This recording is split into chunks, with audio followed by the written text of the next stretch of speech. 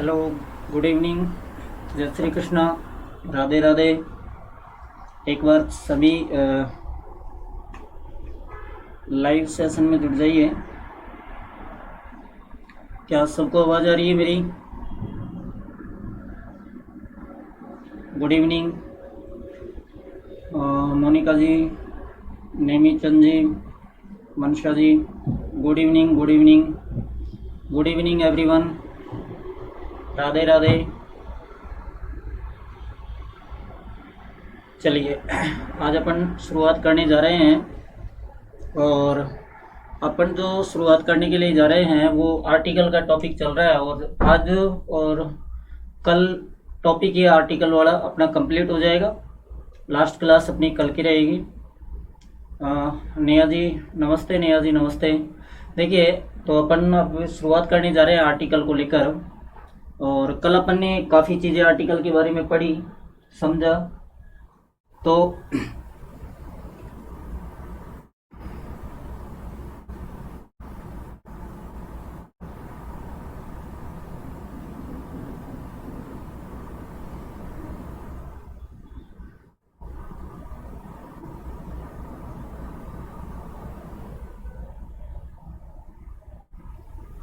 देखिए, आगे अपन शुरुआत करते हैं। ये थोड़ा सिस्टम का है जो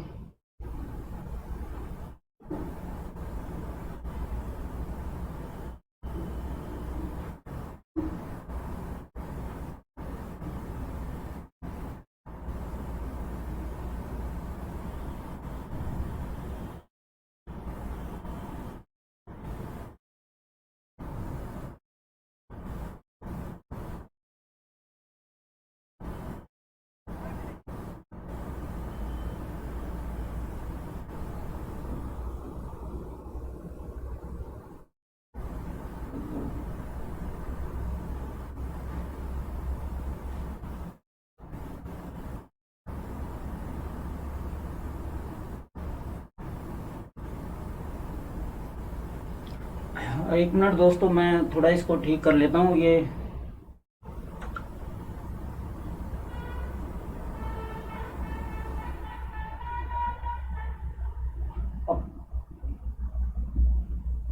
अपने इतने इसमें देखते हैं कि एक तो अपन ने आर्टिकल के बारे में जो देखा था। देखिए, जनरली अपन बात करें आर्टिकल की, तो अपन ने कल आर्टिकल के बारे में एक चीज़ नोटिस की थी।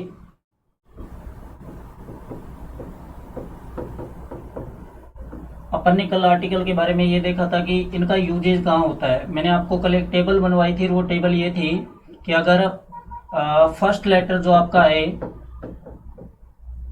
फर्स्ट लेटर की यदि अपन बात करें और दूसरा फर्स्ट लेटर के साथ में अपन बात कर रहे थे साउंड की, और साउंड के बाद में अपन बात कर रहे थे कि उसमें use of article, use of article क्या होगा।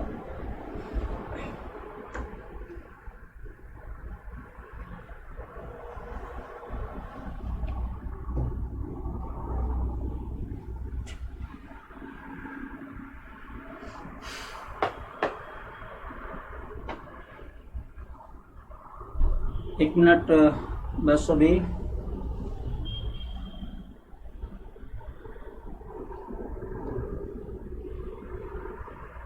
ओ, तो देखिए, अपन जो बात कर रहे थे वो आर्टिकल की अपन बात कर रहे थे और आर्टिकल में मैंने कल आपको एक टेबल बताई थी जिसमें शुरू में बताया था फर्स्ट लेटर। फर्स्ट लेटर के बाद में अपन अगर बात करें तो अपन ने कहा था कि इसमें साउंड क्या निकलना चाहिए, और साउंड के बाद में अपन ने बात की थी कि अपन ने यहाँ यूज ऑफ आर्टिकल कि कौन सा आर्टिकल यूज होगा। आज अपनी जो क्लास है बड़ी इंटरेस्टिंग होने वाली है और सबको बड़े अच्छे से समझ में आने वाले हैं। तो मैंने बताया था अगर फर्स्ट लेटर कंसोनेंट हो और उसकी जो साउंड है अगर वो भी कंसोनेंट निकले तो वहां यूज क्या होना है, वहां जो यूज होगा वो ए का यूज होगा। अपन केवल यूज में ए और एन के यूज की बात कर रहे थे।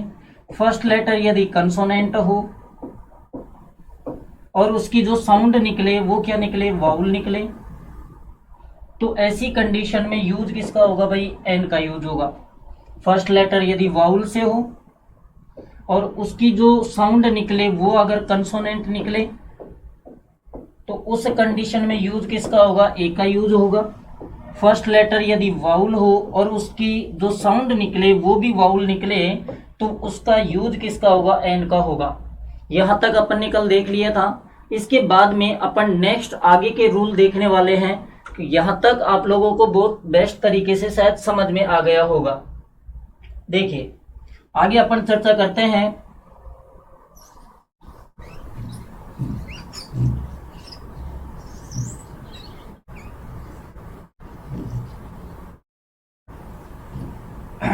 अभी आप सबके सब कॉपी और पेन निकाल लीजिए। नोट डाउन करना चाहते हो ना इसे, एक बार बताएं मुझे, क्या आप इसको नोट डाउन करना चाहते हो? अगर नोट डाउन करना चाहते हो तो कॉपी पेन निकाल लीजिए। सर एव का मतलब क्या होता है? मनशा जी, एव का अर्थ संध्या होता है और इसको वैसे भोर का वक्त बोलते हैं अपन। एव को जो बोलते हैं वो बोलते हैं भोर का वक्त।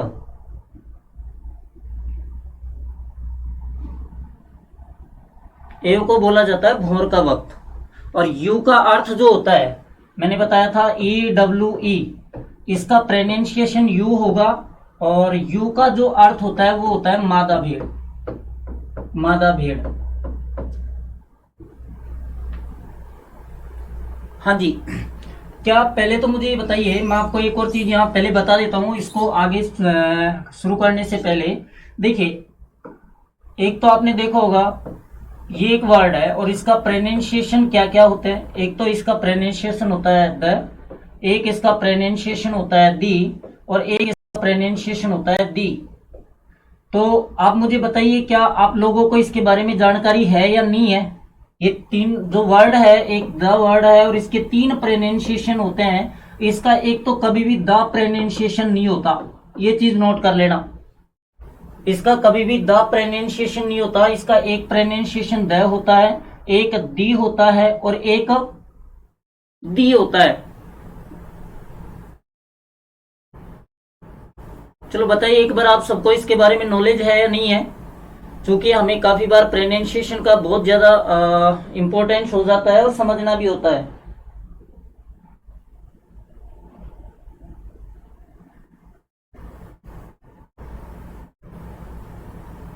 हाँ जी बताएं, जल्दी से कमेंट कीजिए, क्या इनके बारे में जानकारी है क्या?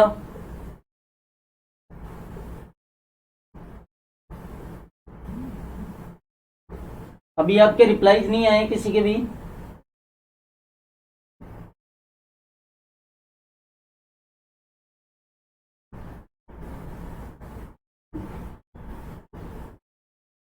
ओके, शायद श्योर नहीं हो रहे रिप्लाई आपके कमेंट। ठीक है, मैं बता देता हूं। देखिए अगर अपन बात करते हैं इसकी,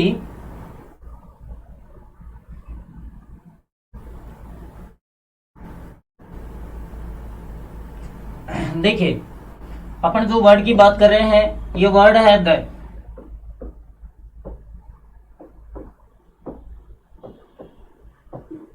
एक तो इसका प्रोनाउंसिएशन द कब होगा, इसका प्रोनाउंसिएशन दी कब होगा और इसका प्रोनाउंसिएशन दी कब होगा।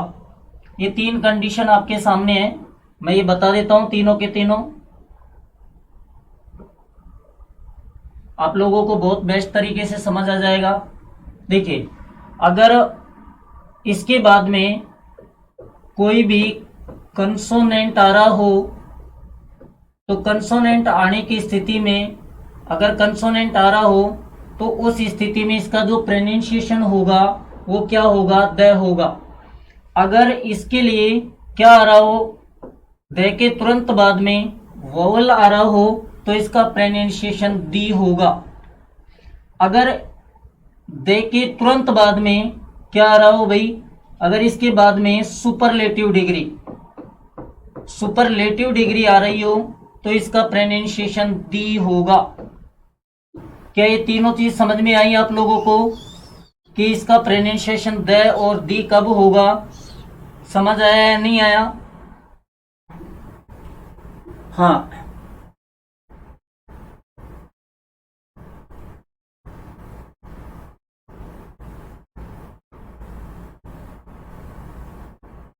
क्लास रुक रही है।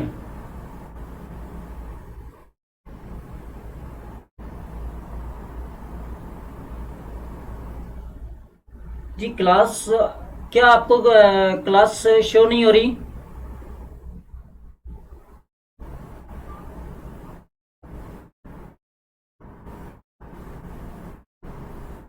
क्या आपको क्लास शो नहीं हो रही है? एक बार बताइए, सबके सब क्लास रुक रही है क्या?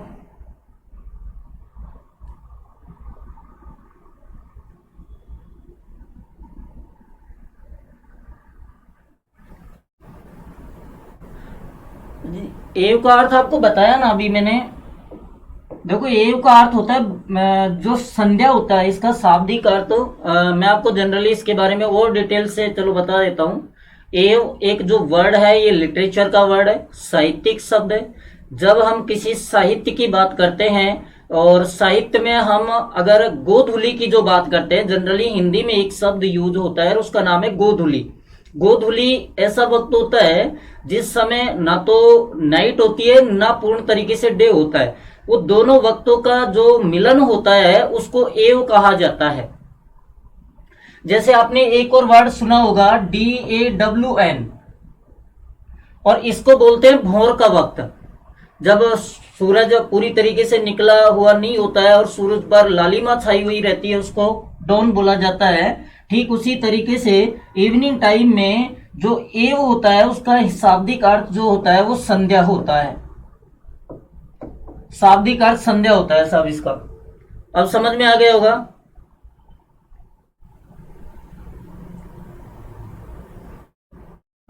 जी निया जी, कमेंट्स मैं देख रहा हूं। आप लोग बताइए क्या क्लास प्रॉपर चल रही है, आवाज प्रॉपर आ रही है? सबको एक बार कंफर्म कीजिए, फिर आगे चलते हैं अपन। एक बार जल्दी से कमेंट करके बताइए प्रॉपर आवाज आ रही है या क्लास प्रॉपर चल रही है।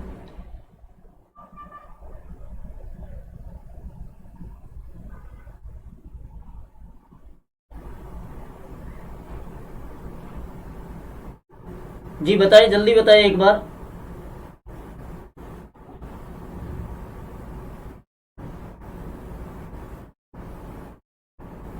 देखिए अभी मैं जो आपको ये चीजों की चर्चा कर रहा था, ये 3 वर्ड्स बताए थे मैंने। अगर दे के बाद में कंसोनेंट आ जाए, जैसे आ जाए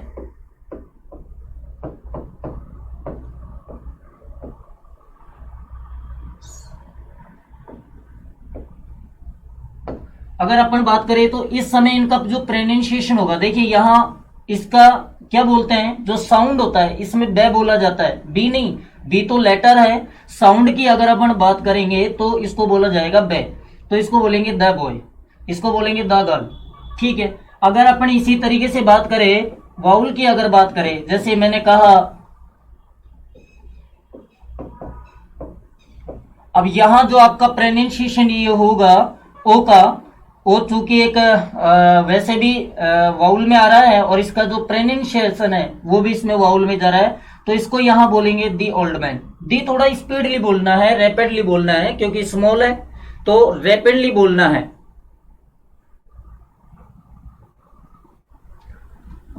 सर ये क्लासेज मेरे कोर्स में नहीं आता है, कैसे पढ़ूं? मैं लाइव क्लासेज अटेंड नहीं कर पाती हूँ। जी आपका LDC का यदि कोर्स आपने परचेज किया है तो ज़रूर शो हो रही होंगी लाइव क्लासेज, और उस कोर्स में एक अंग्रेजी के नाम से ऑप्शन है, उसमें ये सारी क्लासेज अपलोड होती हैं।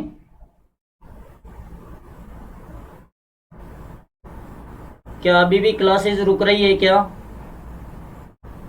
आप एक बार बताएं मुझे, क्लासेज रुक रही है या प्रॉपर चल रही है?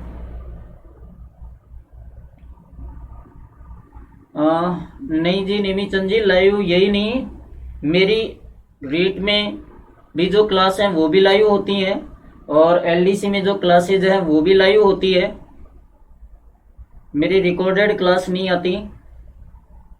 देखिए तो यहाँ ओल्ड मैन से पहले इसको जो बोलेंगे दी बोलेंगे, यानी रेपिडली बोलेंगे। अब बात करते हैं सुपरलेटिव डिग्री, जो कि सुपरलेटिव डिग्री की अपन बात करेंगे तो जैसे अपन बोलते हैं दी बेस्ट, इसको बोलेंगे दी बेस्ट। ठीक है, दी बेस्ट नहीं बोलेंगे, दी बेस्ट। ये तीनों चीजें मैंने आपको बता दी। अब अपन बात करते हैं आगे रूल्स की। ए और use of a oblique an, ये आपके सामने पहला टर्म्स है। आज अपन को ए एन और दे तक अपन को क्लियर करना है। और जहां कहीं आपको प्रॉब्लम आए वह आप लोग मुझे बता देना। रूल नंबर 1 देखिए, यदि यदि किसी सेंटेंस की शुरुआत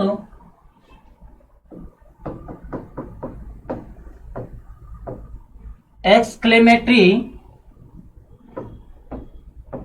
वर्ड्स से हो रही है तथा उसके बाद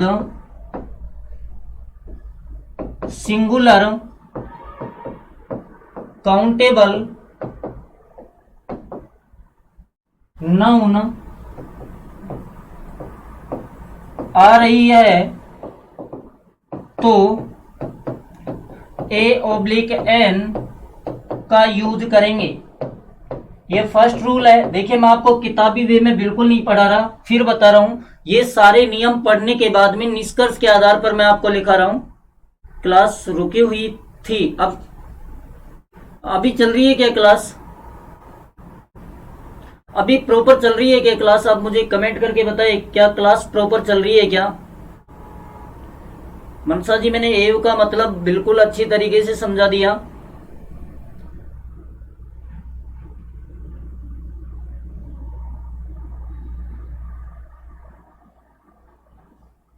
अच्छा, क्लास अभी रुकी हुई है, चली हुई है, ये बताइए। अब चल रही है या रुक रही है?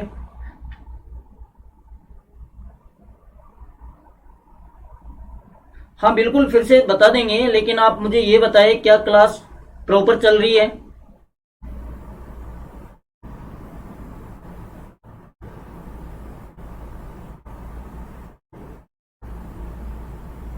ओके ओके,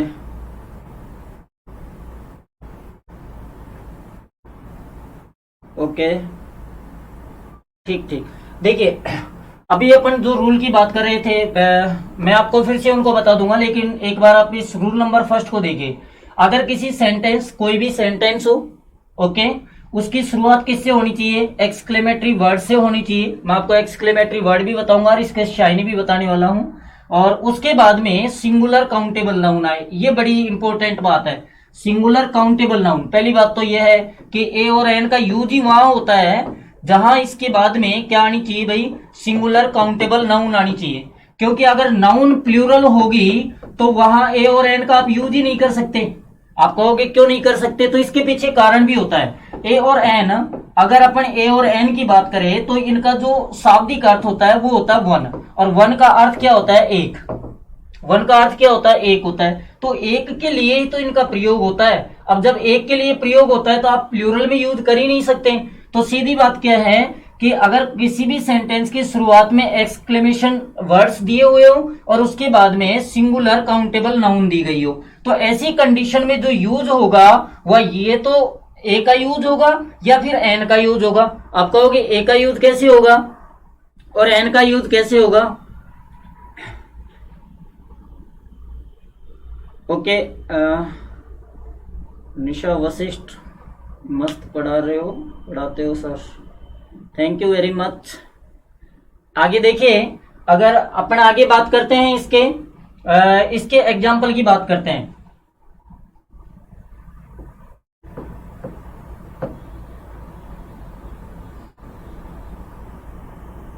एक मूवी के एक डायलॉग भी आता है ना इसका, एक्सक्लेमेशन चिन्ह क्या होते हैं? पहली बात तो ऐसे दो चिन्ह होते हैं, इनको बोलते हैं एक्सक्लेमेशन चिन्ह। ये अपने आप में कोई आश्चर्य प्रकट करते हैं, किसी प्रकार का एक भाव प्रकट करते हैं, और ये एक्सक्लेमेशन चिन्ह होते हैं। ओके, तो अगर अपन बात करते हैं एक्सक्लेमेशन चिन्ह की,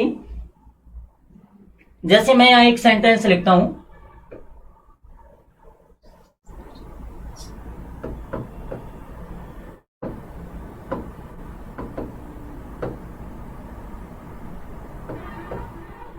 देखिए सेंटेंस है आपके पास में, व्हाट ब्लैंक प्रेटी गर्ल। आपके पास में ऑप्शन दिए हुए हैं और ऑप्शन की अपन बात करें, ए ऑप्शन आपके पास में है एन, बी ऑप्शन आपके पास में है ए, सी ऑप्शन आपके पास में है द, और डी ऑप्शन आपके पास में है नन, यानी कुछ भी नहीं आएगा इनमें से। चार ऑप्शन आपके पास में। आपके पास क्वेश्चन जो है उसकी शुरुआत किससे हो रही है, व्हाट से हो रही है, और उसके बाद में आपको यहाँ क्या दिया हुआ है, प्रेटी एडजेक्टिव दिया हुआ है, और गर्ल क्या दी हुई है, नाउन है जो कि काउंटेबल है। आगे एक चिन्ह दिया हुआ है और इस चिन्ह को बोलते हैं एक्सक्लेमेशन चिन्ह। इसको क्या बोलते हैं, एक्सक्लेमेशन चिन्ह बोलते हैं। तो देखिए अपन जो बात कर रहे हैं व्हाट ब्लैंक प्रेटी गर्ल, अब बात आ रही है कि यहां पर फिलअप क्या करना है, ए एन और द, यानी इन आर्टिकल में से यूज करना है। तो यहां तक तो क्लियर बात है कि इन दोनों में से यूज करना है। किसके अकॉर्डिंग अपन सबसे पहले देखेंगे, मैंने कहा था आर्टिकल का यूज हमेशा नाउन के लिए होता है, लेकिन आर्टिकल डिपेंड करता है इससे आगे आने वाला जो एडजेक्टिव है या फिर एडवर्ब है कि उसका फर्स्ट लेटर क्या है। इसका फर्स्ट लेटर क्या है भाई, पी है, और इसका प्रोनाउंसिएशन जो होता है पे होता है, और पे एक कंसोनेंट है। इस कंडीशन में यूज किसका होगा, एन का होगा ही नहीं, द का अभी तक यूज ही नहीं पढ़ा अपन ने, यूज किसके होने वाला है, ए का। तो क्या लिखेंगे, व्हाट ए प्रेटी गर्ल। अब ये बोलते समय एक तरीके से एक्सक्लेमेशन के भाव आने चाहिए कि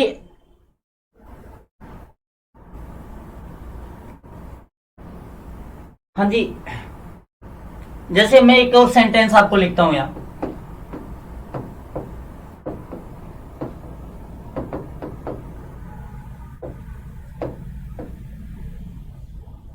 ये आपके सामने दूसरा सेंटेंस है, व्हाट ब्लैंक क्रिकेटर।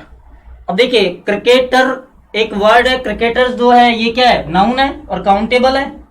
अब बताइए इसमें से आपके पास चारों ऑप्शन है, ए बी सी और डी, इसमें क्या आएगा, इसमें व्हाट के बाद में क्या आएगा, जल्दी बताइए, कमेंट करके बताएं क्या आएगा।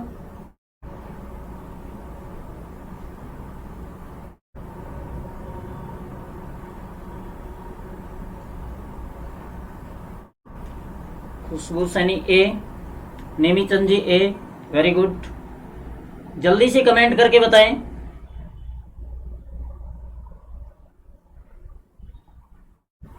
कड़ूराम जी ए,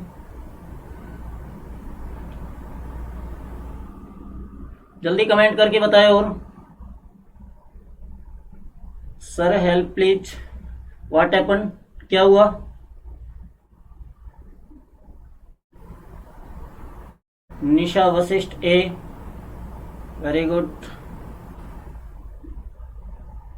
मनशा कौशिक ए, नेमीचंद जी ए, अपर्णा ए, हाँ जी, तो निशा वशिष्ठ ए, वेरी गुड, सुनीता ए, गुड। तो मेरे अकॉर्डिंग शायद आपको ये रूल समझ आ गया होगा। मैं और बेस्ट तरीके से इसे समझाने का प्रयास करता हूं। देखिए अपन बात कर रहे थे कौन से शब्दों की, एक्सक्लेमेशन वर्ड, और इसकी बात करें एक्सक्लेमेशन साइन। साइन तो इसका क्या होता है भाई, ये साइन होता है, इसका साइन क्या होता है, इस तरीके का साइन जो होता है इसको बोलते हैं एक्सक्लेमेशन साइन। आप कहोगे सर ये वर्ड क्या है, तो मैं आपको दो वर्ड बड़े इंटरेस्टिंग बता रहा हूं। एक तो वर्ड है कौन सा, व्हाट, और एक वर्ड है हाउ। ये दो जो वर्ड होते हैं ना, अंग्रेजी में एक बड़ी अच्छी कंडीशन होती है। अंग्रेजी के जहां वर्ड का जिस तरीके से आप यूजेज करोगे, जैसे प्रयोग करोगे, उसका अर्थ वैसे ही निकलेगा, और उसका जैसे आपने जिस वर्ड को जिस कैटेगरी के अकॉर्डिंग रखा है, वहां डिपेंड करता है कि वो फंक्शन क्या कर रहा है सेंटेंस में। एडजेक्टिव की अपन बात करें, एडजेक्टिव में भी ये वर्ड आगे और पीछे लगते ही इनके फंक्शंस चेंज हो जाते हैं। कहीं पर एडजेक्टिव एडवर्ब बन जाता है। तो ये सारी चीजें जो हैं ये एक तरीके से फंक्शन के ऊपर डिपेंड करती है। तो देखिए ये जो व्हाट और हाउ वर्ड है, ये एक तो फंक्शन किसका करता है, अगर अपन बात करें इनके फंक्शन की, फंक्शन का मतलब कोई त्योहार वगैरह की अपन बात नहीं कर रहे, इनके कार्यों की बात कर रहे हैं। और अगर अपन वर्क्स की बात करें, फंक्शन की बात करें, तो इसका जो सिनोनिम्स है कौन कौन से हो सकते हैं वो भी साथ में थोड़ा ध्यान रख लेना। एक तो इसका सिनोनिम वर्क हो सकता है, एक इसका सिनोनिम डीड हो सकता है, डीड्स। एक इसका जो सिनोनिम है वो क्या हो सकता है, एक्शन हो सकता है। ये तीनों इसके सिनोनिम हो सकते हैं। फंक्शन है ही खुद वर्ड, ठीक है। इसके ये सारे सिनोनिम्स हो सकते हैं, यानी समानार्थी पर्यायवाची जिनको कहा जाता है। अब एक सेंटेंस में ये कौन कौन से फंक्शन करते हैं तो एक बार बड़े ध्यान से समझिए। व्हाट का एक फंक्शन तो हो सकता है कि ये क्या बन रहा हो, इंटीरोगेटिव वर्ड बन सकता है ये, यही इंटीरोगेटिव प्रोनाउन भी ये बन सकता है, प्रोनाउन का फंक्शन ये कर सकता है। अपन और बात करें, एक्सक्लेमेटिव वर्ड ये बन सकता है। और अगर अपन बात करें तो ये एडजेक्टिव में भी इसका यूज होता है, यानी ये एक सेंटेंस में कई फंक्शन कर सकते हैं। बात होती है इनके यूजेज की, जहां यूजेज हो रहा है उसके अकॉर्डिंग इनका प्रयोग किया जाता है। तो देखिए अपन जो बात कर रहे हैं, एक तो वर्ड है व्हाट, एक वर्ड है हाउ, ये दो शब्द है।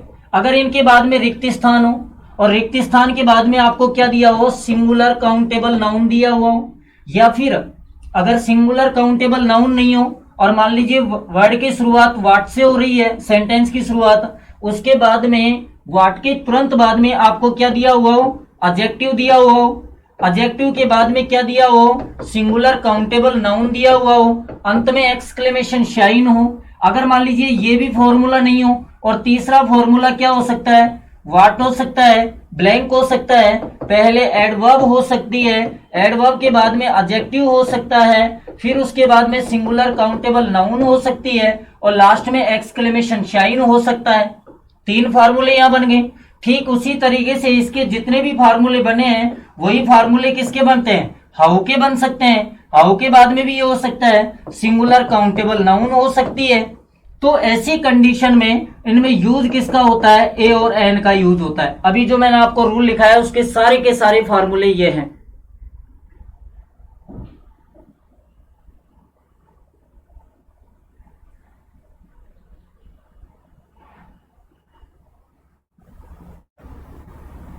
देखिए ये कमेंट एक आ रहा है कि सर मैं लाइव क्लासेस नहीं ले पाती हूँ, तो ये क्लास मेरे कोर्स में रिकॉर्डिंग में नहीं आती।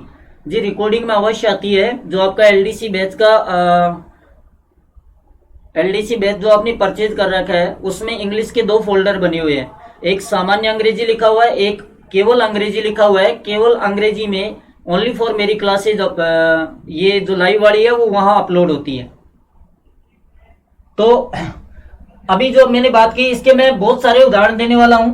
देखिए फिर दोबारा समझ लेना एक बार, सेंटेंस की शुरुआत किससे हो, व्हाट से हो या फिर किससे हो, हाउ से हो। इनके तुरंत बाद में क्या हो, ब्लैंक हो। ब्लैंक के बाद में एक तो सिंगुलर काउंटेबल नाउन आ सकती है, एक adjective plus singular countable noun आ सकती है, एक एडवर्ब एडजेक्टिव और सिंगुलर काउंटेबल नाउन आ सकती है। ऐसी स्थिति में यूज करेंगे ए का या एन का। ए और एन का यूज यहाँ कैसे होगा यह आपको मैंने कल बहुत अच्छे से चर्चा की है। अगर इसका जो फर्स्ट लेटर है उसकी साउंड के ऊपर डिपेंड करेगा कि वो ए लेगा या एन लेगा। आगे अपन इसकी एग्जाम्पल की बात करते हैं। जैसे मैं यहाँ एग्जाम्पल की बात करूं नंबर 1, अब आपको सबके आंसर देने हैं और मैं क्वेश्चन नंबर 1 लिख रहा हूं यहाँ। क्वेश्चन नंबर 1 की अपन बात करें, व्हाट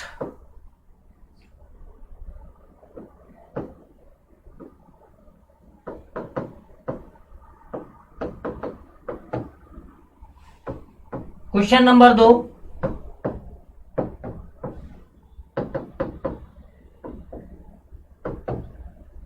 क्वेश्चन नंबर 3,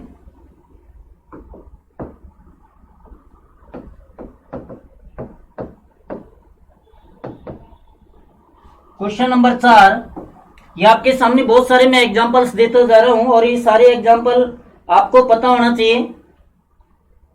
सॉरी थोड़ा गलत लिखा ना गया, हाउ फाइन पहले आएगा ना। और पॉइंट नंबर 4, इसके आंसर आप साथ में देते रहिए। जैसे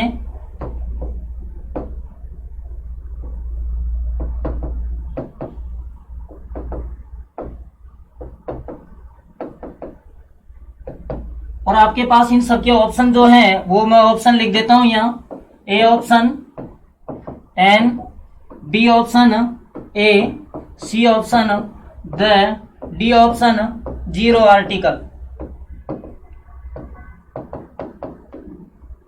ये क्रॉस वगैरह कोई आर्टिकल नहीं होता, देखिए वैसे जीरो आर्टिकल होता है। अभी आपके सामने चार क्वेश्चंस हैं, चारों के ऑप्शंस आपके पास में है, इनमें से प्रत्येक में एक एक ऑप्शन भरना है। और आपको ये एक डायलॉग था, कोई पता नहीं कौन से एक एड्स वगैरह हम बोलते हैं एक एड में, तो मैंने उसको उठाकर यहाँ रख दिया ताकि आपको समझ आ जाए। अपन को समझाना है, उससे कोई मतलब नहीं है। तो इसमें एक तो शुरुआत वार्ड से हो रही है, इसमें वार्ड से हो रही है, इसमें हाउस से हो रही है, यहाँ वार्ड से शुरुआत हो रही है। इसके बाद में आपको नाउन देखनी है, तो ये नाउन रही, ये नाउन रही और ये नाउन रही, तो सारी सिंगुलर काउंटेबल नाउन है। आप बताइए पहले में क्या आएगा, सेकंड में क्या आएगा, थर्ड में क्या आएगा और फोर्थ में क्या आएगा। अब सबके कमेंट आना चाहिए। अच्छा, कमेंट आने भी लग गए, गुड, वेरी गुड, इंटेलिजेंट बच्चे हो गए। वैसे मैंने आपको बताया था कि आर्टिकल में जितने भी आरपीएससी ने अब तक जो पेपर लिए ना आर्टिकल से रिलेटेड, और उनमें जो क्वेश्चंस रखे हैं वो सारे क्वेश्चन आपके सोल्व होने वाले हैं कल के बाद में। कल आपका द लास्ट हो जाएगा और उसके बाद में RSMSSB के माध्यम से जो एग्जाम हुआ है उसमें आर्टिकल आए हैं, और दूसरा आरपीएससी, दोनों के एग्जाम के अपन जितने भी क्वेश्चंस हैं वो सारे क्वेश्चंस देखेंगे पीडीएफ के माध्यम से। टोटल क्वेश्चन सोल्व करवाएंगे और सारे वो क्वेश्चन सोल्व करवाएंगे जो पुराने पेपर में आए। उसके बाद में आपको यहां अलग से क्वेश्चंस बनाकर आपसे सोल्व करवाए जाएंगे। नेमीचंद जी, फर्स्ट में एन, सेकंड में ए, थर्ड में ए, फोर्थ में एन। कालू राम जी का आंसर आया फर्स्ट में एन, सेकंड में ए, थर्ड में ए, फोर्थ में एन। फास्ट रिप्लाईज दीजिए, एक बार चारों के चारों आंसर बताइए। मुझे समझ आना चाहिए कि आपको समझ आ रहा है या नहीं आ रहा। मुझे इस बात को एक बार आश्वस्त कीजिए सब। आप एकदम एश्योर करोगे कि एकदम बेस्ट तरीके से समझ आ रहा है, तब अपन और भी बेस्ट करने का प्रयास करेंगे। अगर आपका रिप्लाईज नहीं आएंगे तो फिर समझ में भी नहीं आएगा कि मैं जो पढ़ा रहा हूं वो समझ में आ रहा है नहीं आ रहा।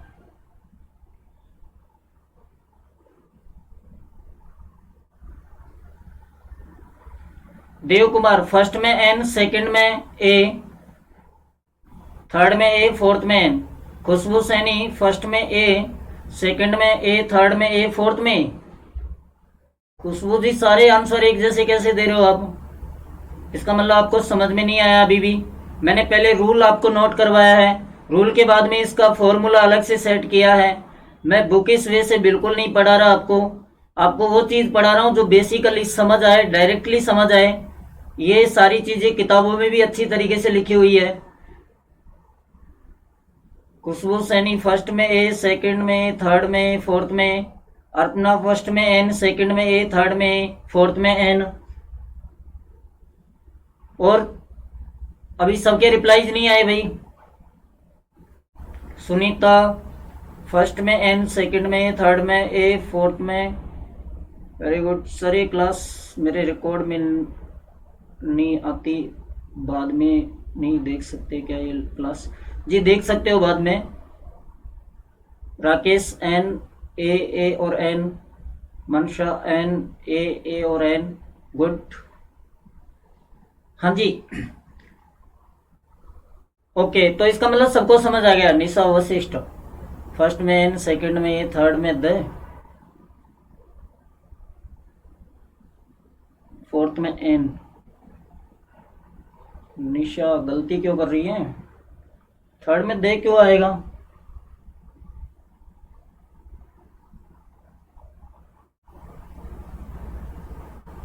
आयुष शर्मा, फर्स्ट में ए, सेकंड में कुछ नहीं आएगा।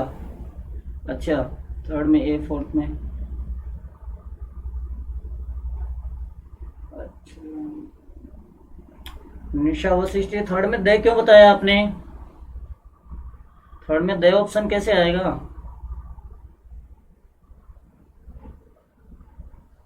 देखिए, अरे ये तो आपने बहुत सारा डायलॉग सुन रखा ना, व्हाट एन आइडिया, तो ये तो एन आएगा, ठीक है। अब आप कहोगे एन क्यों आएगा? इसके प्रोनाउंसिएशन कीजिए, क्या आएगा? तो प्रोनाउंसिएशन शुरुआत किससे हो रही है? ऐसे। और ए क्या है? वोवेल है। तो वोवेल है तो सीधी बात है, मैंने अभी कल एक टेबल बनवाई थी आप लोगों को कि वोवेल से पहले एन का यूज होता है। क्रिकेटर, क्रिकेटर एक नाउन है, तो भाई क्रॉस तो आएगा ही नहीं ना, इसमें क्रॉस क्यों आएगा? जब नाउन है तो नाउन से पहले तो आर्टिकल यूज हो सकता है।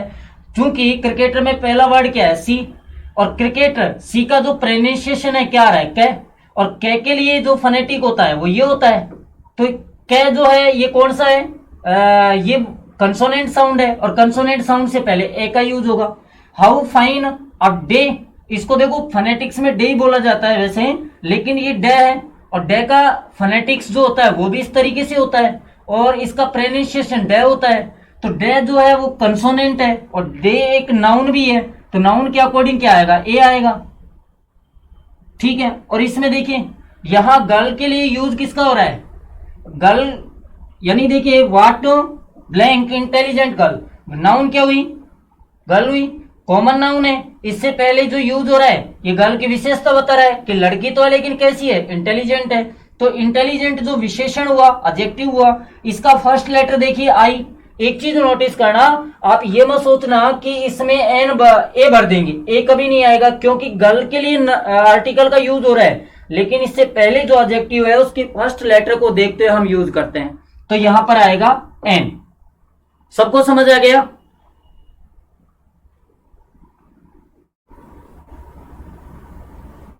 सबको समझ आ गया?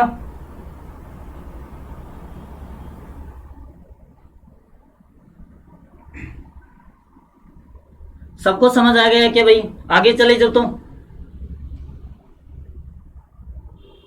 कहीं किसी को प्रॉब्लम हो इस रूल्स में? थर्ड में ए आएगा, गलती से हो गया। ओके, गलती मत करो, आपके सिलेबस में आर्टिकल हैं, और आर्टिकल का क्वेश्चन 101% आना है, तो गलतियां बिल्कुल नहीं करनी। और अब की बार गलती होनी भी नहीं चाहिए कि आप गलतियां करें। अच्छा, देव कुमार आ गया, नेमीचंद जी आ गया, वेरी गुड। ओके, ठीक है, नेक्स्ट आगे चर्चा करते हैं।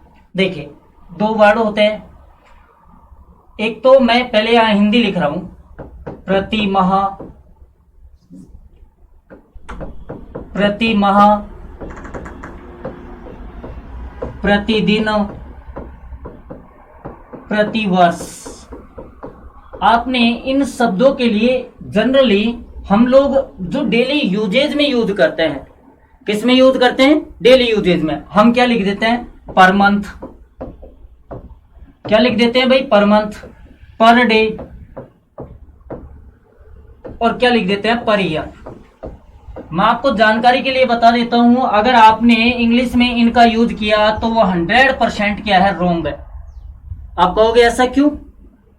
आप कहोगे भाई ऐसा क्यों हो रहा है कि 100% रॉन्ग क्यों है? ध्यान रखना, पर नाम से वर्ड आप यूज नहीं कर सकते इनके आगे। तो इनके आगे फिर यूज किसका होना चाहिए? इनके आगे जो एरर्स वाले टॉपिक है ना, उसमें बड़े अच्छे से और समझाए जाते हैं। इनके आगे हमेशा ए का यूज किया जाता है। ए डे लिख सकते हैं अपन, ए मंथ लिख सकते हैं अपन, ए ईयर लिख सकते हैं अपन। मैं रूल समझाने से पहले इसके एग्जाम्पल आप लोगों को बता रहा हूं कि अपन ए डे लिख सकते हैं, ए मंथ लिख सकते हैं, ए ईयर लिख सकते हैं। जैसे मैं आपको यहाँ एक सेंटेंस दूं, अगर आप लोगों की अभी जैसे सीईटी की एक वो रही है विज्ञप्ति, तो उसको देखते हुए मैं आपको बात कर रहा हूँ। एरर्स वाले क्वेश्चंस अगर कभी बनते हैं आपके, अगर है और अगर बनते हैं, तो एक क्वेश्चन जैसे मैंने यहाँ एक सेंटेंस लिखा कि मोहित अर्न्स 1000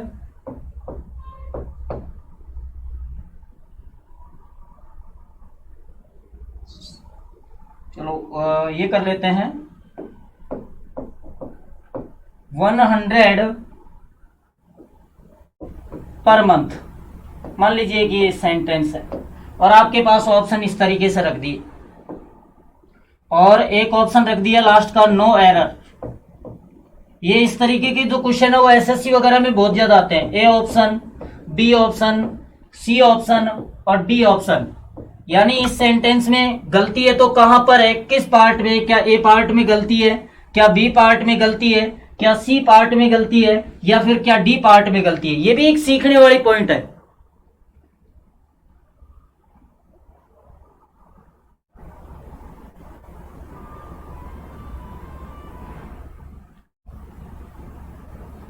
जी क्रिकेटर की जगह क्रिकेट आए तो भी ए आएगा, लेकिन सेंटेंस की मांग के अनुसार वहां क्रिकेटर लिखा जाएगा। क्रिकेट भी चूंकि एक नाउन है, एक गेम है, और मैंने कल क्रिकेट का स्पेशली अर्थ भी बता रखा है आपको। इसमें सी पार्ट में गलती है। निशा वशिष्ठ का सबसे पहले आंसर आया है कि सी पार्ट में गलती है। कालू राम जी सी, अपना सी। शायद मेरे अकॉर्डिंग आप लोगों को समझ आ रहा है बेस्ट तरीके से कि इसमें सी पार्ट में गलती क्यों है। निशा वशिष्ठ सी, मनशा कौशिक सी।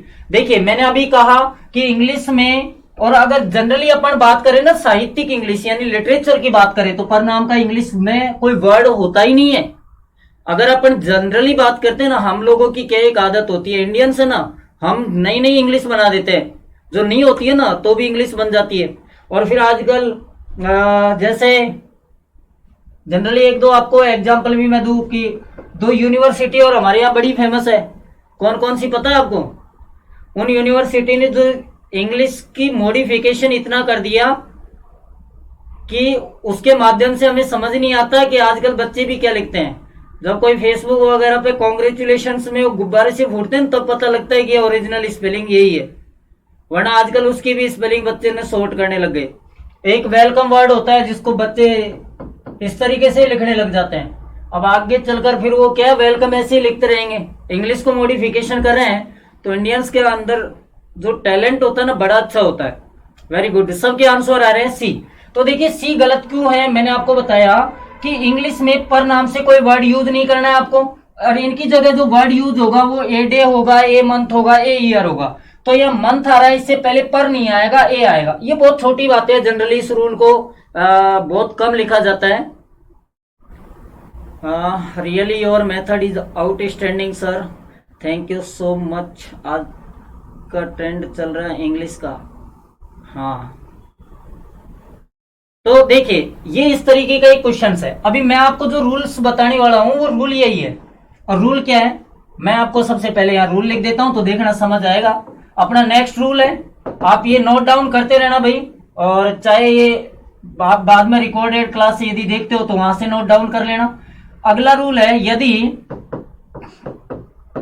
किसी सेंटेंस में प्रति माह, मैं पहले शुद्ध हिंदी के अकॉर्डिंग पढ़ा रहा हूं, प्रति माह, प्रतिदिन, प्रति सप्ताह, प्रति वर्ष आदि शब्द आने पर इनके लिए या इनके पूर्व ए ऑब्लिक एन का यूज होगा। नोट डालकर एक बात और लिख देते हैं, डे, मंथ, वीक, ईयर से पहले पर का यूज नहीं होता, पर का यूज नहीं होता। शायद मेरे हिसाब से सबको एकदम स्पष्ट तरीके से समझ आ गया होगा। मैंने आपको पहले एग्जांपल से समझाया और अभी इनके बहुत सारे उदाहरण देने वाला हूं मैं। एक तो फिर दोबारा सुन लेना, कोई भी वर्ड की यदि अपन बात करें, किसकी बात करें, किसी भी वर्ड की अपन बात करें और उस सेंटेंस के अंतर्गत क्या आ जाए, प्रति माह आ जाए, प्रतिदिन आ जाए, प्रति सप्ताह आ जाए, प्रति वर्ष आ जाए, इनके लिए वर्ड क्या होंगे, डे, मंथ, वीक, ईयर। और इनसे पहले पर का यूज नहीं होता, तो यूज किसका होता है? आपका जवाब होना चाहिए इनसे पहले हमेशा ए का यूज होता है। इनसे पहले हमेशा किसका यूज होता है? ए का यूज होता है। जैसे अब अपन देखते हैं इसके एग्जांपल्स को। आप अगर इसका लिखना चाहते हो तो एक बार नोट कर लीजिए।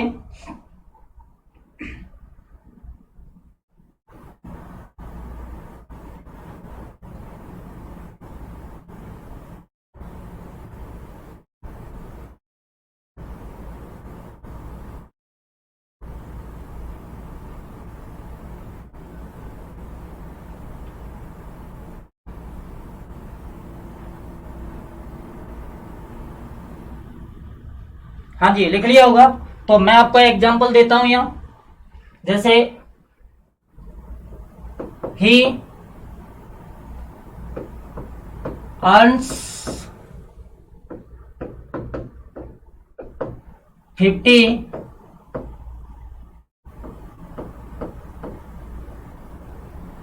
50,000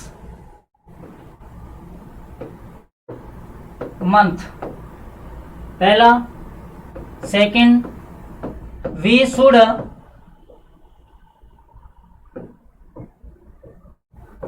brush our teeth twice. Second, third, he prayed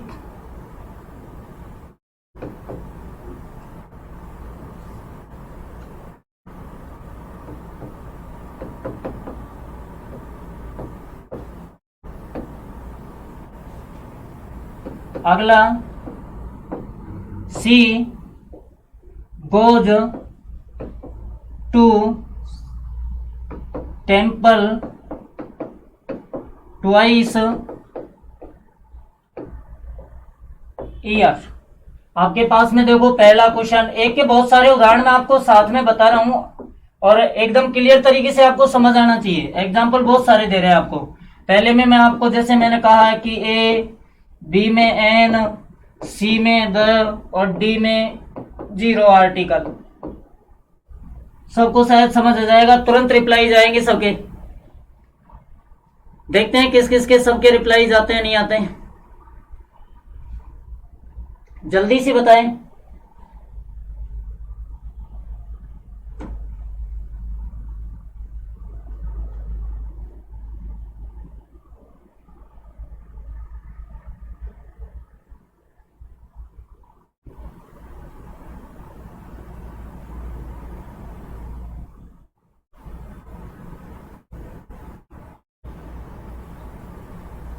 Ayush Sharma, चारों में ए। निमिचंद जी ने एक में एन यूज कर दिया, वेरी गुड। मैं भी यही देखना चाह रहा हूं कौन गलत करता है, कहां गलतियां करते हैं। देखते हैं आज। यहां एक बड़ा जो वर्ड है ना, बड़ा इंटरेस्टिंग वर्ड है और मैंने इस देने के पीछे कारण था। ये निशा वशिष्ठ ए और एन। अच्छा एन। और कोई अगर अपना आंसर ठीक करना चाहे तो बस देखे, एक बार फिर कमेंट कीजिए कि नहीं सर मेरा तो ये होगा, एन के स्थान पर ए करना चाहे तो। चलो अब तीनों में तो ए आएगा, कंफर्म हो गया। केवल फोर्थ का स्पेशल कमेंट करके बताओ कि फोर्थ में क्या ए आएगा या एन आएगा। एक बार फिर सोचिए, ये बहुत छोटा वर्ड है और शायद जनरली इसको हम यूज करते रहे, लेकिन यहां गलतियां करते हैं हम भी, 100% गलतियां करते हैं। और जिनको कॉन्फिडेंट होता है नहीं ये आएगा तो वो, और ये तो ईयर वाला तो कई एग्जामों में पूछा भी हुआ है। काड़ूराम जी का है कि एन आएगा। चलो और बताइए, और बताइए। आयुष का ए, खुशबू एन, राकेश ए, अर्पना एन। कंफ्यूजन पैदा हो गया ना, देख लो। निशा वशिष्ठ ए, आयुष ए। अच्छा अभी किसी के एन किसी के राइट आंसर बताए तो फिर आपको इसमें तो सबको पता है क्या आएगा, ए आएगा, ए आएगा, ए आएगा और इसमें भी ए आएगा, एन नहीं आएगा। आप कहोगे क्यों? तो देखिए ये जो वर्ड है ना, इसको अपन बोलते क्या है, ईयर। यही बोलते हैं, ये गलत बोलते हैं। पहली बात ये ध्यान रखना है, इसको बहुत गलत बोलते हैं। ईयर नहीं होता, ईयर होता है। ये क्या होता है, ईयर। आप कहोगे नहीं आप अलग से पढ़ा रहे हो क्या, हमने तो कभी पढ़ा ही नहीं। ईयर होता है। जो वाई है ना, ये किसका साउंड देता है, ये का साउंड देता है। ये सेमी वाउल्स में काउंट होता है और ये का साउंड देता है, ध्यान रखना। तो इसको आप किसमें ना माने कि ये एक ही ध्वनि नहीं दे रहा, ये की ध्वनि दे रहा है। ये एक क्या है, कंसोनेंट है, एक व्यंजन है, इसलिए यूज किसका होगा, ए का यूज होगा। सबको समझ नहीं आया, एक बार फिर बता देता हूं। वाई जो है फोनेटिक लैंग्वेज के अकॉर्डिंग ई की ध्वनि ना देकर किसकी ध्वनि देता है, ये की ध्वनि देता है। अब रीट वालों के तो फोनेटिक है, उनको तो मैं पढ़ाऊंगा, तो उनको तो ये समझ आएगा कि ये की ध्वनि क्यों देता है। अब एलडीसी में फोनेटिक वाला टॉपिक नहीं है, तो आप लोगों को तो प्रोनाउंसिएशन पे ध्यान रखना है कि जब ईआर आपको लिखा मिल जाए तो इसकी जो प्रोनाउंसिएशन होती है वो ये से होती है, ई से नहीं होती। अगर ई से होती तो हम यहाँ डेफिनेटली एन का यूज करते, और ये एग्जाम में आया हुआ भी है, तो ऐसी गलतियां ना करें। सबको समझ आ गया होगा? एक बार बताए कि हाँ एकदम बेस्ट तरीके से ये रूल भी समझ आ गया। जब मैं आपका टेस्ट लूंगा ना परसों के दिन, तब ये नहीं होना चाहिए कि सर हमको ये रूल पढ़ा नहीं। मैं वो सारे रूल यहां बताने वाला हूं जो एग्जाम के पॉइंट ऑफ व्यू से मोस्ट हैं। हाँ ईयर होता है राकेश जी, ईयर नहीं होता, ईयर होता है ये शुद्ध रूप से। तभी तो हमको ब्रिटिशर्स की अंग्रेजी समझ नहीं आती, यही तो कारण है। हम लोग यही नहीं पता लगा पाते बोलते क्या है, और जनरली हमारी जो इंग्लिश है वो पता नहीं कितने लोगों को बेस्ट तरीके से समझ आती होगी। वेरी गुड, आगे चलते हैं। तो नेक्स्ट रूल, अगला रूल देखिए। अब मैं जो रूल बता रहा हूं उसका पहले एग्जांपल बता रहा हूं, आपको यहां बड़े अच्छे से समझना है। पहले रूल, ये जो रूल है ना आपके दो टर्म्स में काम करेगा। एक तो एक टॉपिक है, एक तो टॉपिक आता है सब्जेक्ट वर्ब एग्रीमेंट, जो अभी मैं रीट में पढ़ा रहा हूं उसको, और एक टॉपिक आता है आपके भी ये टॉपिक है, ध्यान रखना। सब्जेक्ट वर्ब एग्रीमेंट का जो टॉपिक है वो वर्ब्स के नाम से भी आता है, ठीक है।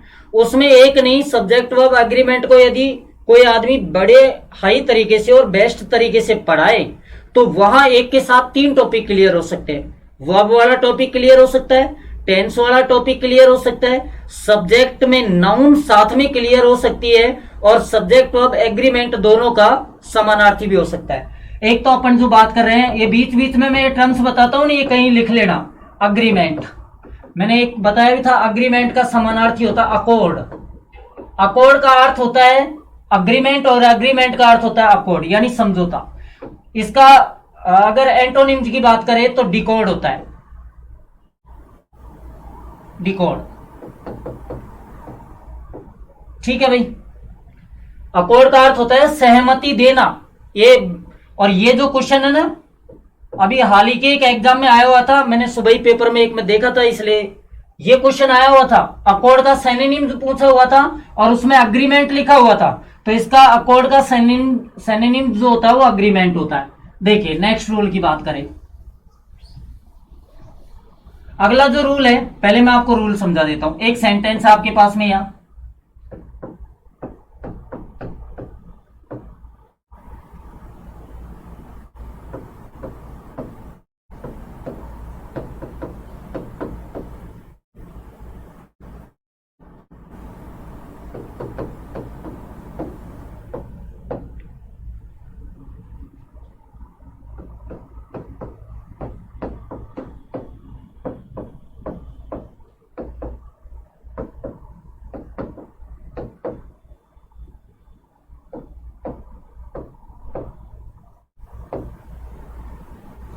ये आपके पास में 2 एग्जाम्पल्स है और अगला रूल इनसे ही चलने वाला है। एक तो प्रयोग किया गया है यहां पर, और एक आपको फोकस करना है यहां पर। ये 2 जगह प्रयोग है और फिर आपको फोकस करना है यहां पर। आपको होगी कि बताना क्या चाह रहे हो, मैं ये बताना चाह रहा हूं आपको यूज केवल आर्टिकल का करना है। अगर आपके पास ऐसा कोई सेंटेंस आए और उसमें जो वर्ब है वो सिंगुलर मिले तो समझ लेना आर्टिकल एक आएगा। अगर वर्ब प्लूरल मिले तो आप समझ लेना आर्टिकल कितने आएंगे भाई, 2 आएंगे।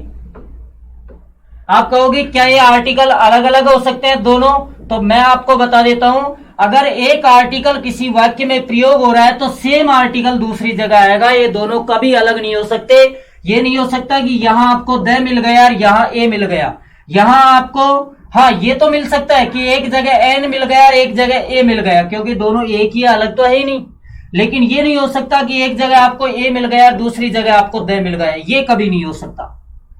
दोबारा सुन लेना, अगर आपको जो वर्ब है, वर्ब की स्थिति देखनी है ऐसे वाक्यों में, वर्ब यदि सिंगुलर है तो आर्टिकल एक ही आएगा, कोई सा भी हो सकता है। वर्ब यदि प्लूरल है तो आर्टिकल कितने आएंगे भाई, दो आएंगे। ये रूल, अरे नेमीचंद जी, एग्जाम्पल टू रूल्स की ओर चलिए, ना कि रूल्स टू एग्जाम्पल। मैं रूल्स तो लिखवा दूंगा आपको, फिर ये समझ में नहीं आएगा। चलो देखिए रूल क्या है, एक बार रूल भी देख लेते हैं। रूल नंबर जो भी है नेक्स्ट डाल लेना। यदि किसी वाक्य में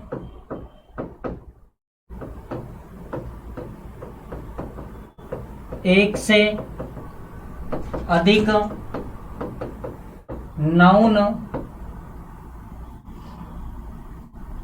एक से अधिक नाउन आ रही हो तथा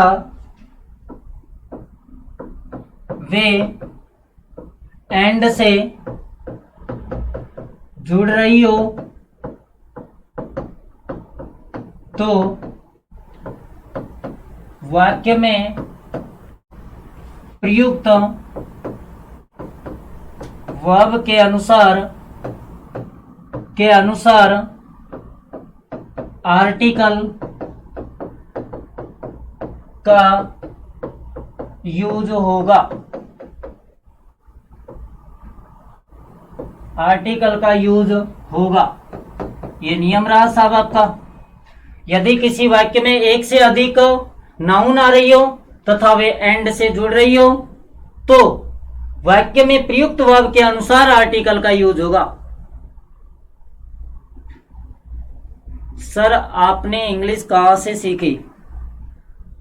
जी मुझे भी किसी ने सिखाई है,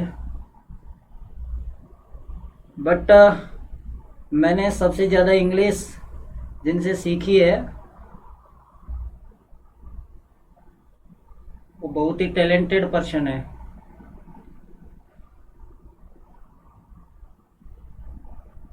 हाँ जी, हाँ जी राकेश जी, दो अलग अलग है बिल्कुल, एक ही।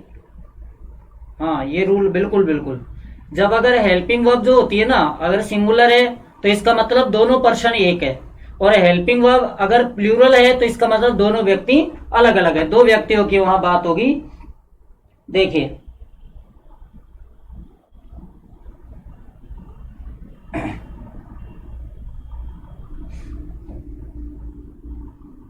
जैसे मैं आपको एग्जांपल देके बताऊं, ठीक, देखिए एग्जांपल की अपन बात करें।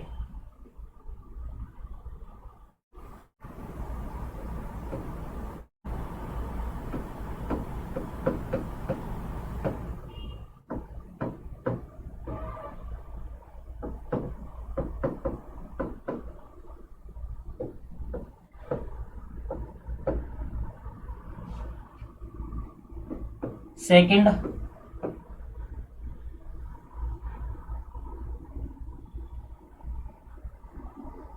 यहां भी मैंने ब्लैंक कर दिया, वेरी गुड।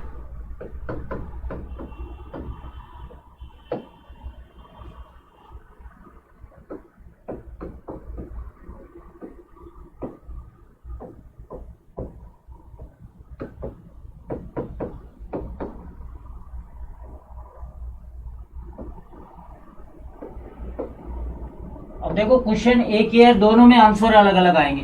फर्स्ट ऑप्शन में दे रहा हूं a, second option an, third option the, और फोर्थ ऑप्शन जीरो आर्टिकल। आप चाहे तो क्रॉस भी कह सकते हो, वैसे होता नहीं है। अब आप इन दोनों में आंसर बताए, देखो दोनों के आंसर, अगर आप आंसर बताओगे तो रूल समझ आ गया होगा फिर आपको।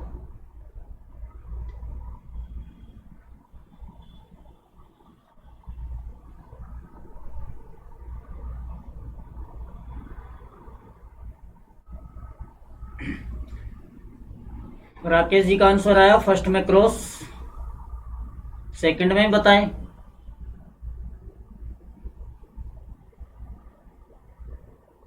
सेकंड में बताए भाई।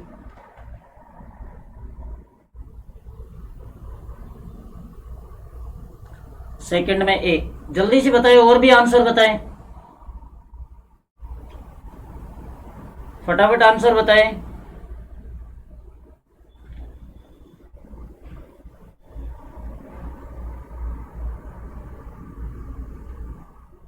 हाँ जी बताएं, जल्दी से आंसर बताएं।